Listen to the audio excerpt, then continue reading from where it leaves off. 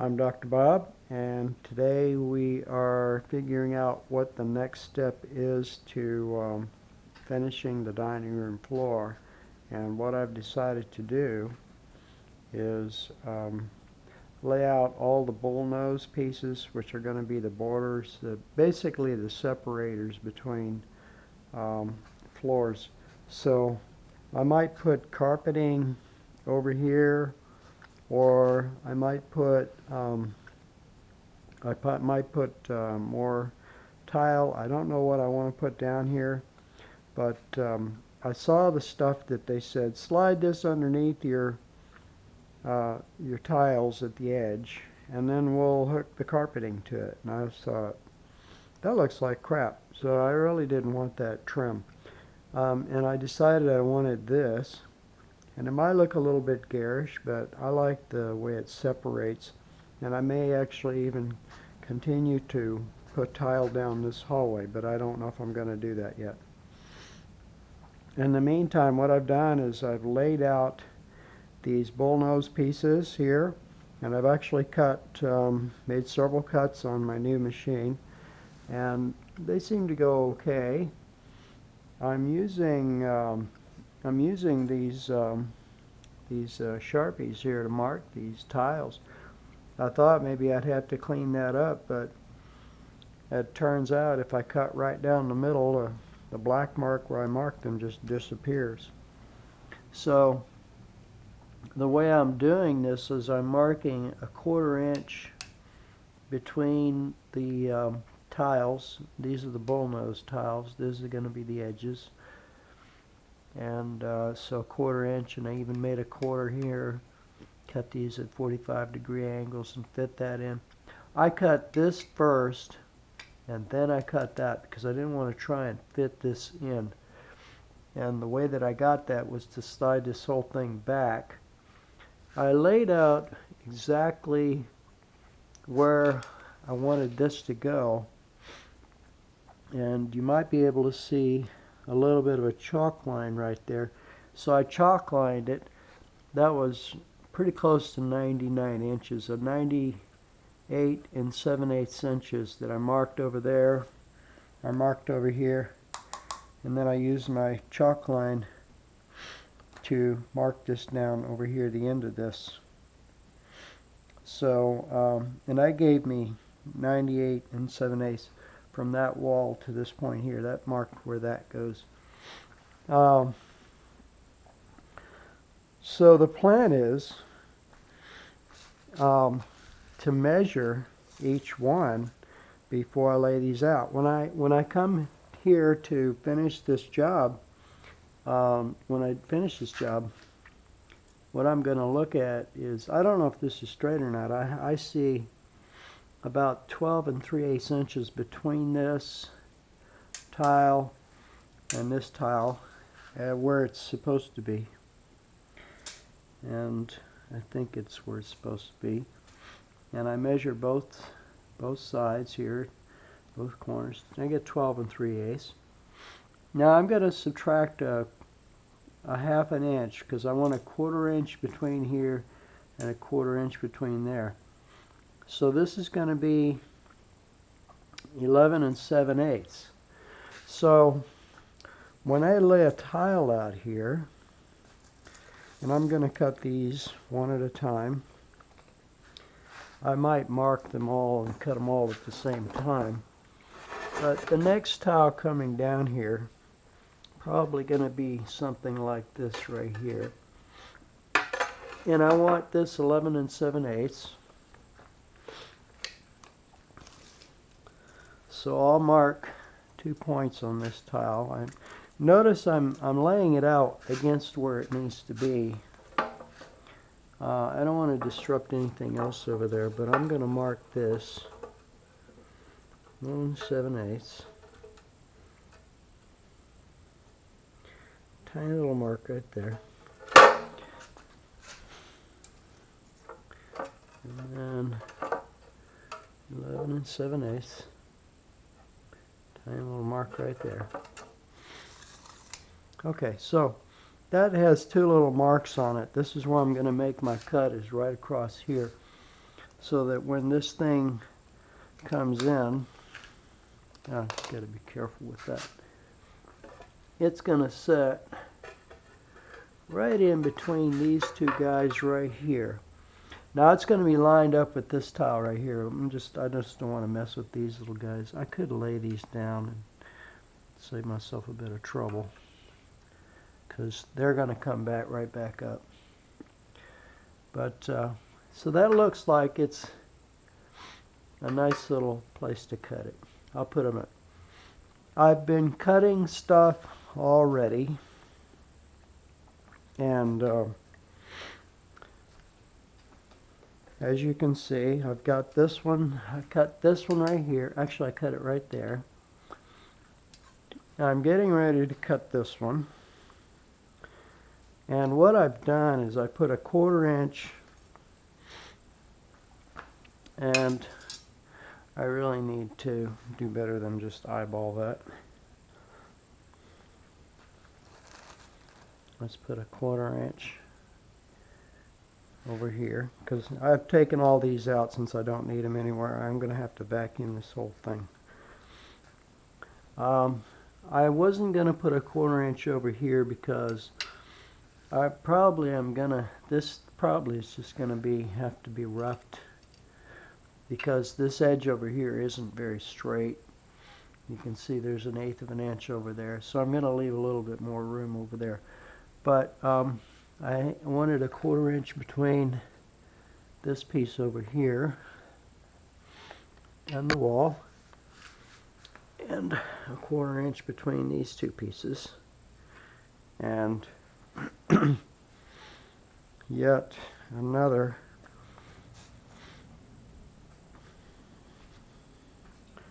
quarter inch between this piece and the wall. And what you'll notice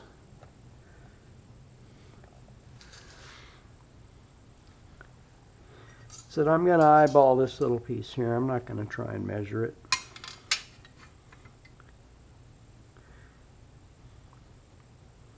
So that's roughly a 1/4 inch.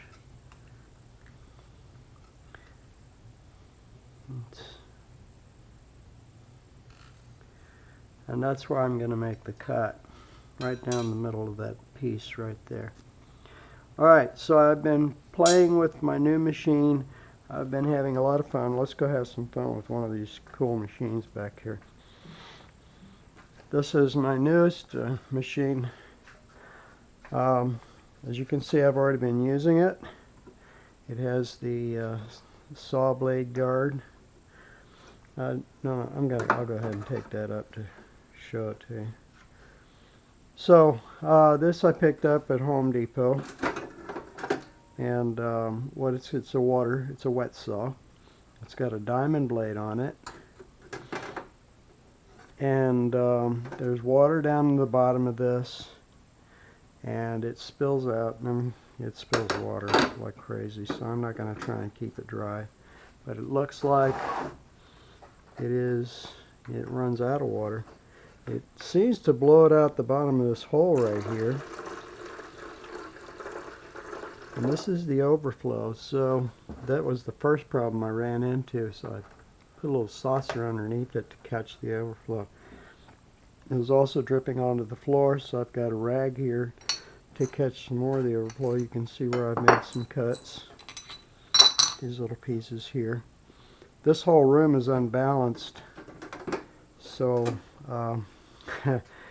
it's like about 4 inches between there and there. But I know the building is flat because I put a level on this sill here. Whoever poured this concrete got it crooked. But the mason who put the bricks up, he got it level. He knew this floor was uneven. Okay, so what they say in the instructions is, so I've got all this thing put to, is have this angled down a little bit. And of course I'm going to do that, but I'm also going to, so it turns out that if I cut right on this line right here, and I stay with that line, I get a nice even cut. I don't know what I'm going to do with the tiles. The tiles, I'm going to end up using this thing as a guide.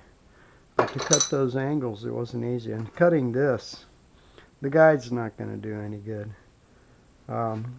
So what I'll do is I just take it along here, and if I follow this line, it makes a pretty nice cut. So I'm going to bring this down and push that against there, tighten that up a little bit. Let's turn it on and make a cut.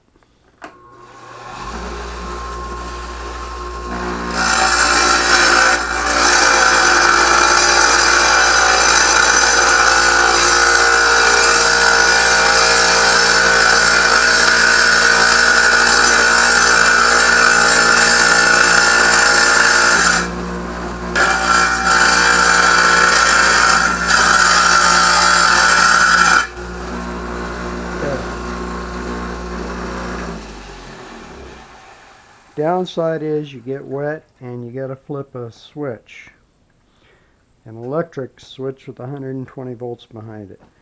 And the water is really highly conductive because it's got a lot of particulate matter in it. Well, let's see how this one looks.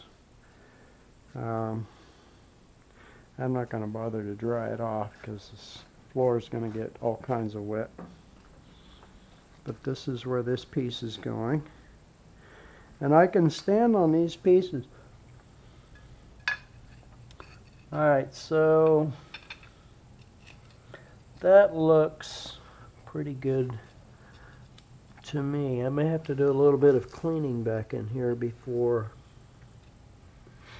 vacuuming. I'm thinking of vacuuming back in here because this is just, I've swept and swept and swept and can't get this stuff out of here. So I'm going to have to vacuum. So, alright, this looks pretty good.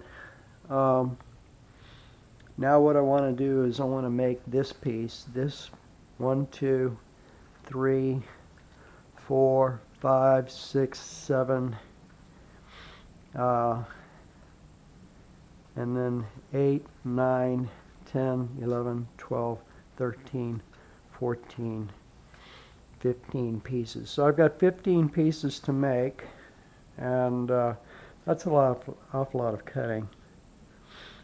So, and all these are going to cost pieces, and so I think I'm going to go ahead and let's do one, and then I'll get you on the road. But I'm going to need a straight edge for marking these things, so I can get a good, make sure I have a good bead on it. One guy said he just lifts the thing and lets it blow the water all over him, but so he can see it. But I think the guard is there not just for the water, but for safety as well. Okay, so let's go out and get that. Let me run outside and grab a straight edge. Okay, I don't think you'll find a better straight edge for this particular job than one of these guys right here. It's obviously, it's a nice square. And when I line this up here, I can get it right up against the side, and I can see that I have some very nice marks over here. They're very well aligned. I'm going to draw a line across this. If I need to take this line off, I have some acetone out in the shop that'll wipe that right off. So probably what I'm going to do is, I don't know if I'm going to mark these, but I'm going to cut one and see how things go. And if that goes well, I might cut a second one, and then I'll probably just mark a bunch and cut a bunch. So let's see. Let's take this one in and see how it's going to go.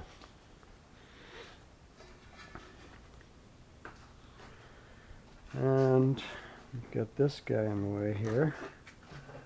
Let's get that out of the way. Now, we can use the guide to line this up, but we're going to have to bring this in, and we're going to have to use this thing. So looks like I need to bring it about right there. So I'm going to set that up. Get this lined up. I'm going to set this aside. While I do that, get this guy in here. I'm not going to use the measurements on this thing here. You could, and it'll tell you.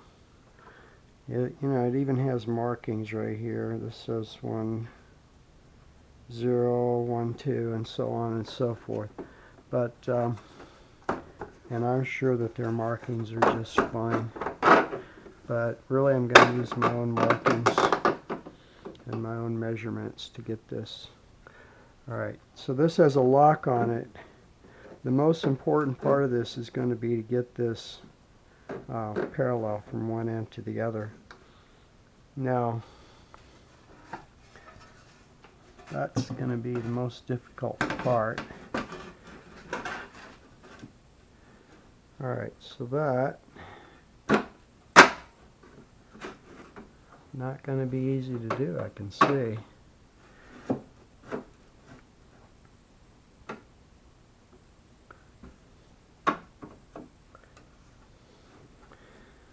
That kind of looks straight.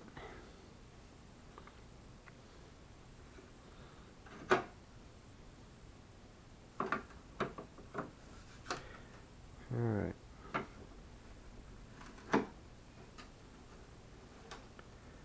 So if that's not straight, there's going to be a problem here. So let me see if that's going to cut nice and... because we don't want this to move while we're cutting. In fact, I don't want anything to move while I'm cutting. And we're already well into the water here. Alright, let's see what happens. It's either going to work or it's not.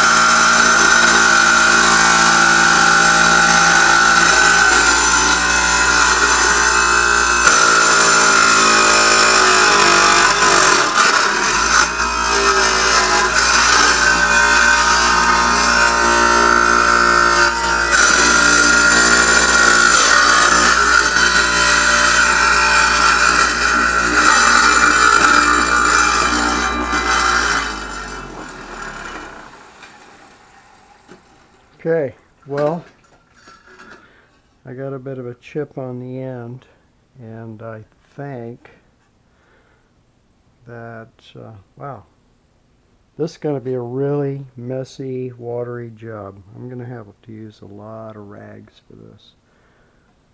And starting with one right now. As you can see, I've got a little bit of a chip right there that cut off, and it started to bind at the end, which could be suggesting one of two things. Either I had it cockeyed or I didn't have this straight. So this definitely has to be parallel to the blade. If it's not, you get, imagine that you're trying to cut this way. Imagine if it's cockeyed like this. What's going to happen is that you're going to try and run it up there, and instead of making a straight cut, you're going to run the piece into the side of the blade, which will cause it to bind up. So this has to be very, very parallel. And you can use whatever you want. It looks like I could use this, could have used this to figure out if it was parallel or not. So it wasn't perfectly parallel. You can also see, since I'm not going to use this piece, this is trash. I'm not going to try and cut that off, but I did get a chip here. So I'm not happy about that, but I'm going to live with it because I'm not going to throw this piece out. Now I only have 4 to spare, and I suspect I'm going to break at least 1 or 2 more before it's over. Alright, this is going to go in the trash can, and my hands are going to get in the sink.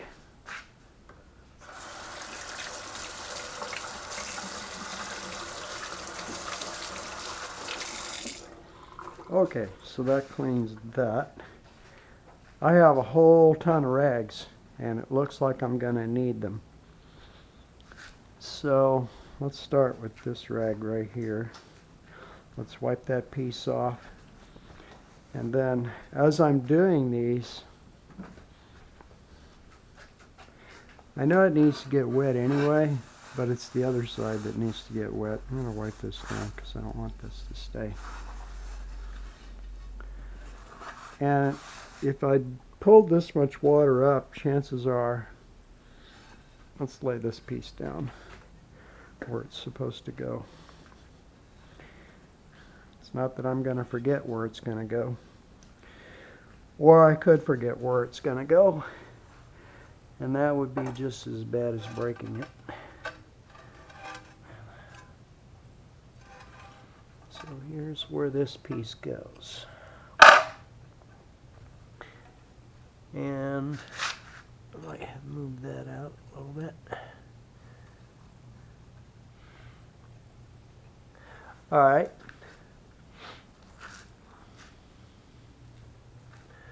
So, alright, there's number 1.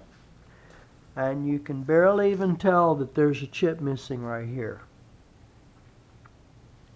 If somebody does notice it, I'll just have to do a smackdown on them.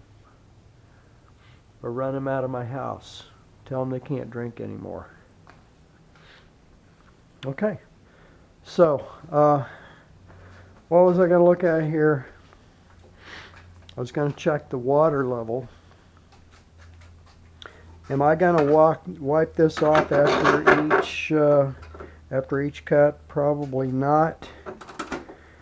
The water level went down a little bit. Yeah, it did. It went down a little bit, so it looks like I'm going to have to keep supplying water. I know it's not evaporating. So that's already down to a 1/3 of a gallon that I've gone through. So this is the second time I filled this. But it drains back into it. The thing is, over here, I'm probably going to have to lay down something over here to keep the... See, it's got this nice handle. I like the carry handle. Use it on one side. Okay, so I'm going to continue doing this, and if I come up with a better technique, I think probably what I might do, just to improve the technique here, because I'm pretty sure that they came in cockeyed, is maybe measure from here, measure both sides to make sure that it's right. So for example, 8 and 5/16, and then 8 and 3/16. So yeah, these aren't right. So I think I'll use this. It looks like it's really hard to get this just right. But it looks like those, I'm going to have 3 or 4 that are all going to be pretty close to the same. So I might just, I'll cut the next 2. I'm not going to cut the last one here. until these pieces here are in, which I'll do. I'll put these pieces in on the next run, and then these will go along with, say, this section or that section, because I'm only going to do half a bag. So the hard part here is going to be keeping dirt from collecting in between these cracks here. I'm definitely going to get into here with a vacuum cleaner before I grout. So, and all that's going to have to get a vacuum cleaner, because no matter what I do, I keep collecting dirt. I walk around the house and I collect dirt. I keep piling it on top. These are going to have to get cut off. I've got a cutting tool to take those out, because I'm going to use something over there to clean this up, probably grout. So, all right, well, let me start on these, and I'll let you know how it goes. Thanks for watching my program.